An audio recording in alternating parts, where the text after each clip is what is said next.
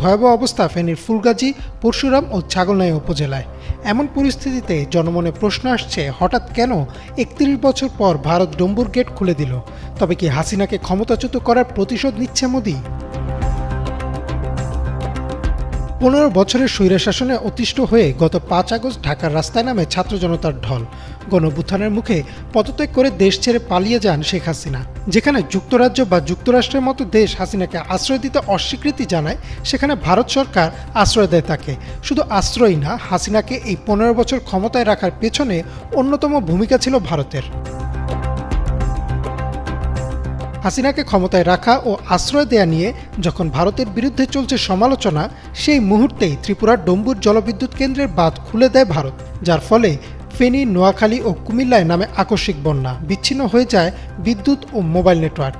একতলা পরিমাণ উঁচুতে উঠে যায় পানি। বহু লোক এখনও আটকে আছে পানিতে। দ্রুত উদ্ধার করা না গেলে প্রাণহানি হবে অসংখ্য। এখন প্রশ্ন উঠেছে, ভারত কি তবে ইচ্ছে করেই এই বাঁধ খুলে দিল?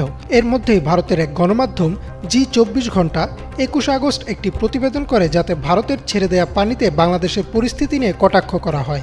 এরপর থেকেই বাংলাদেশের মানুষের মনে জন্ম নিয়েছে প্রচণ্ড ক্ষোভ।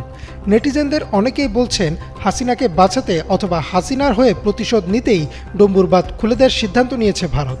কিন্তু ভারতীয় অন্যান্য গণমাধ্যমের তথ্য অনুযায়ী বেশ কিছু রাজ্যে গত কয়েকদিন ধরেই চলছিল ভারী বর্ষণ। কিন্তু গত ২০ আগস্ট ভয়াবহ ভূমিধসে ভারতের সিকিমে তিস্তা বাঁধ জলবিদ্যুৎ কেন্দ্রটি ধসে পড়ে। এছাড়াও টানা বৃষ্টিতে পানি যখন বিপদসীমার উপর দিয়ে প্রবাহিত হতে শুরু করে, তখন ২১ আগস্ট মধ্যরাতে কোনো উপায় না পেয়ে ডম্বুর বাঁধ খুলে দেওয়া হয়, যার ফলাফল এই বন্যা।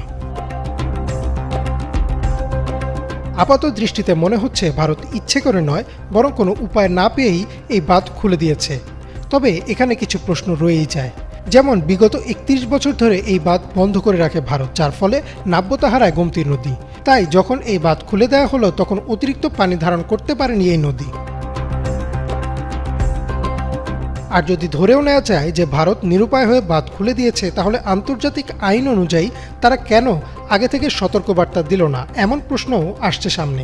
ভারত যখন দেখছিল যে প্রচণ্ড বর্ষণ ও পাহাড়ি ঢলের কারণে পানি ধরে রাখা যাচ্ছিল না, তখনই তারা বাংলাদেশকে সতর্ক করে দিতে পারত। তাহলে হয়তো এমন বিপর্যয়ের মুখে পড়তো না ফেনী, নোয়াখালী ও কুমিল্লা অঞ্চলের মানুষ। তাই প্রশ্ন এখনও রয়ে যায়, এই বন্যা কি শুধুই প্রাকৃতিক নাকি রাজনৈতিক? তবে কারণ যাই হোক, এখন সর্বোচ্চ গুরুত্বের সাথে বন্যা কবলিত অঞ্চলগুলোতে অভিযান চালিয়ে উদ্ধার করতে হবে আটকে পড়া সাধারণ মানুষদের। পাশাপাশি আগামী ৪৮ ঘন্টা ভারী বৃষ্টিপাতের শঙ্কাও রয়েছে বাংলাদেশের উপর। তাই এখন উদ্ধার অভিযানই হওয়া উচিত প্রথম অগ্রাধিকার।